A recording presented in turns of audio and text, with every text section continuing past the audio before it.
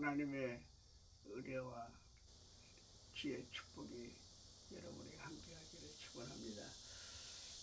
저는 요즘에 그 성육신의 신학에 대해서 많은 공감을 갖고 있습니다. 이 성육신의 이름은 뭐냐? 인카네이션.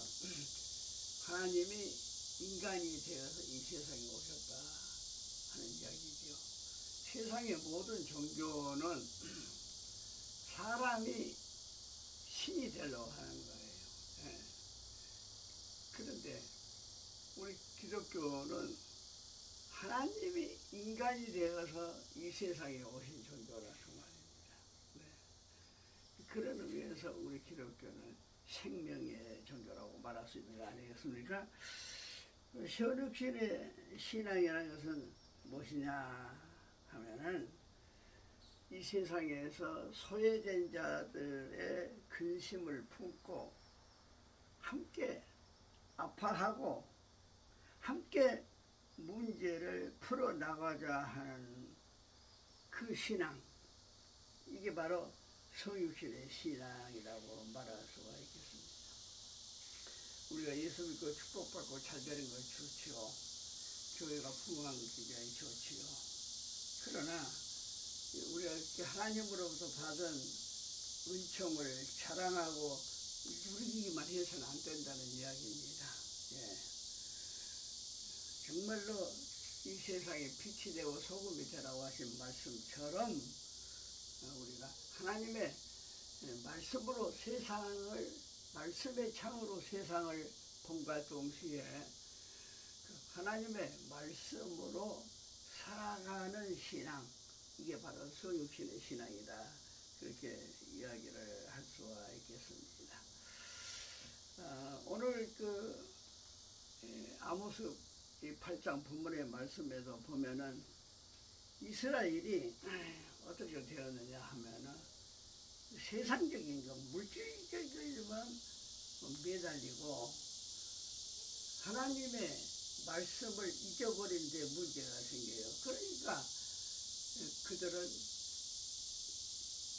잡신의 어떤 이단의 유혹을 받아서 마침내 그 농사신 기근이 오고 비가 안 오고 어려우니까 그 농사신인 바알신을 그들은 따라간 거 아니겠습니까? 하나님께서 비를 주시지 무슨 바알신이 비를 주겠습니까? 하나님이 이 세상을 말씀으로 창조했지 않습니까? 카오스의 세상, 흑암과 혼돈으로 무질서한 세상. 그것이 하나님 여호와 빛이 있으라 말씀으로 세상을 창조하시니 카오스의 세상, 이 코스모스의 세상, 질서의 세상으로 되었다고 하는 게 굉장히 의미가 있는 거예요. 예. 그렇습니다.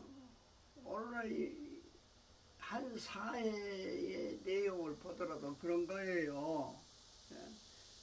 그 사회를 이끌어 나가는 것은 무엇이어야 되냐 하면은 법과 도덕 질서인 거예요.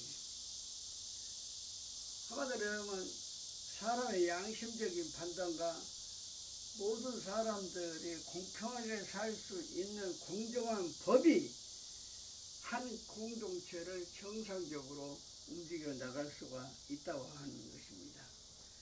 그러나 사람들의 양심이 비뚤어졌거나 그 사회 질서를 유지하는 법이 공정하지 못할 때 그 사회는 혼란과 무질서가 올 수밖에 없는 것입니다.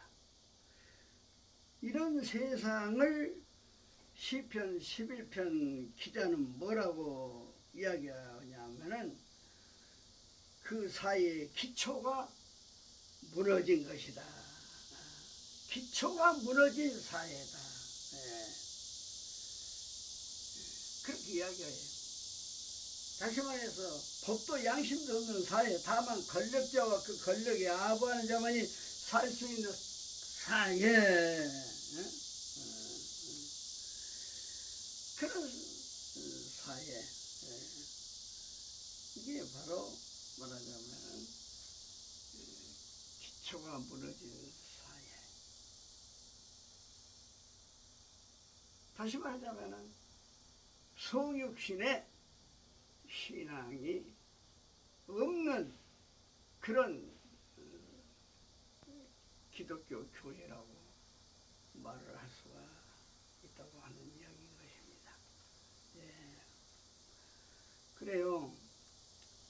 우리의 사회도 도덕과 법의 질서가 있을 때에 그 사회가 온전한 사회가 정의로운 사회가 된 거나 마찬가지로 우리가 신앙생활 하는 데 있어서 중요한 것은 뭐냐면 신앙 세계에 있어서는 말씀이 있어야지. 하나님 말씀이 있어야지. 그 말씀을 그래서 우리가 캐논이라고 해요. 캐논이라는 잣대. 내 인생이 올바로 살고 있는가? 그릇 살고 있는가? 내 양심이 바른 양심인가? 그걸 재는 잣대가 뭐냐? 바로 이제 말씀이라고 말입니다. 그 말씀이 성육신의 신앙이야. 요한복음 1장에 말씀이 로고스 말씀이 육신이 되어 이 땅에 오셨으니 독생자의 영광이라 했지 않습니까? 네. 그렇기 때문에 이 말씀이 내가 계속 지금 몇 주 동안 강조하면서 하나님 말씀에 대한 강조한 이유가 바로 거기에 있는 거예요. 우리가 사울왕 이야기를 한번 해보시죠. 사무엘상 28장 6절에 보면은 그런 말씀이 있는 것을 볼 수가 있습니다.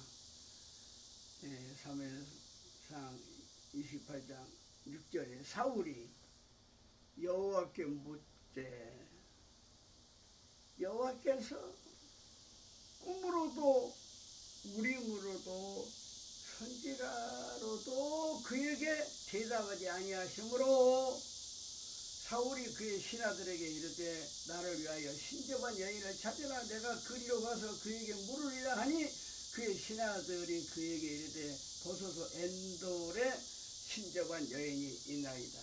이러는 하나님의 말씀이 없게 되니까 사울왕이 갈팡질팡 말이죠.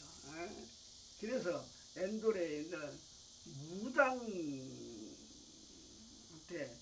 가는 결과가 나오지 않느냐 그 말입니다.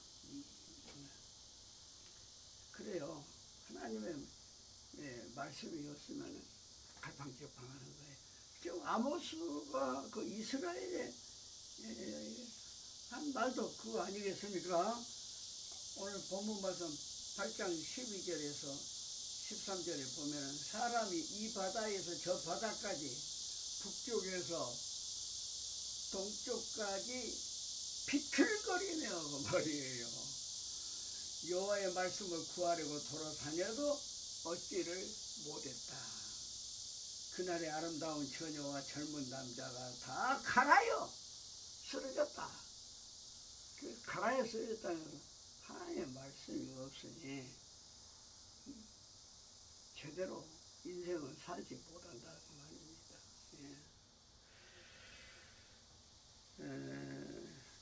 우리의 탕자의 비유를 긍정적으로 볼 수 있는 그 이야기가 뭐냐 하면은 탕자가 마지막에 뭘 생각해야죠. 내가 맞아 죽더라도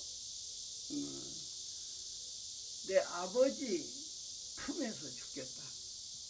그래서 완전히 재산 탕진해버리고 몸이 쇠약해지고 죽게 되었는데 아버지를 찾아간 거예요. 이 아버지를 찾아갔다. 마찬가지예요. 우리도 우리 아버지, 우리 주님을 찾아가야 돼요. 그 주님을 찾아간다는 건 뭐냐? 말씀으로 우리가 돌아가야 된다 하는 이야기인 것입니다. 그렇기 때문에 우리는 말씀을 기다린 자가 돼야 됩니다.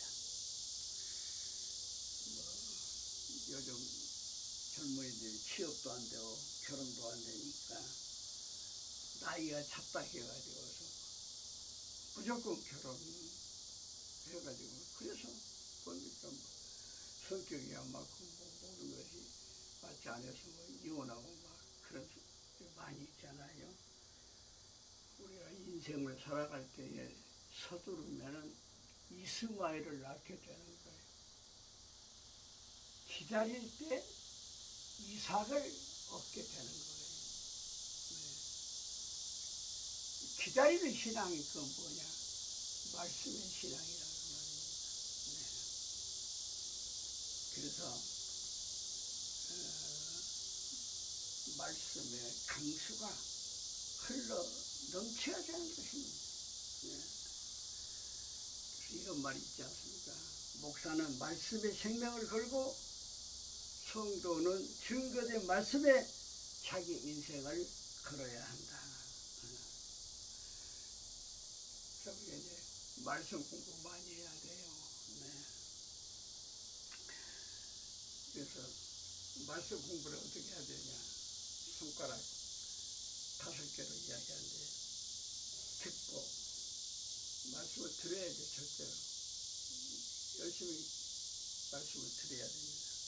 그 다음에 읽고 그 말입니다. 말씀을 우리가 읽어야 돼요. 하루에 한 구절이라도 읽고 그 다음에 공부하고 성경 공부 같은 거 많이 하잖아요. 공부하고 그 다음에 어떻게 하니까 그 말씀 한 구절이라도 암송하려고 노력해야 돼요. 하루에 한 구절이라도 암송하고 그 다음에 뭐니까 그 말씀을 그렇게 하고는 놔둬버리면 안 돼요. 묵상해야죠. 깊이 그 말씀 묵상해야 된다. 손가락 성서 공부에 5가지 법칙이지요. 듣고 읽고 공부하고 암송하고 묵상해야 된다. 그럴 때 말씀과 기도의 능력이 나타나게 되는 것입니다. 민족 차별주의를 이야기해서 우리가 이제 강복 80주년을 맞이했습니다. 우리가 강복하는 데 있어서 큰 그 역할을 했던 분이 누굽니까? 일순 대통령입니다. 일순. 그 일순 대통령의 민족 차별주의 이 정치 철학이 말이죠. 우리 같은 나라가 해방을 할 수 있는 그런 말하자면 근거가 될 수가 있어요. 근데 그 일순 대통령이 유명한 말을 한 것이 뭐냐면 미국의 운명은 하나님 말씀을 읽느냐 읽지 않느냐에 달려있다. 그렇게 이야기를 한 것입니다.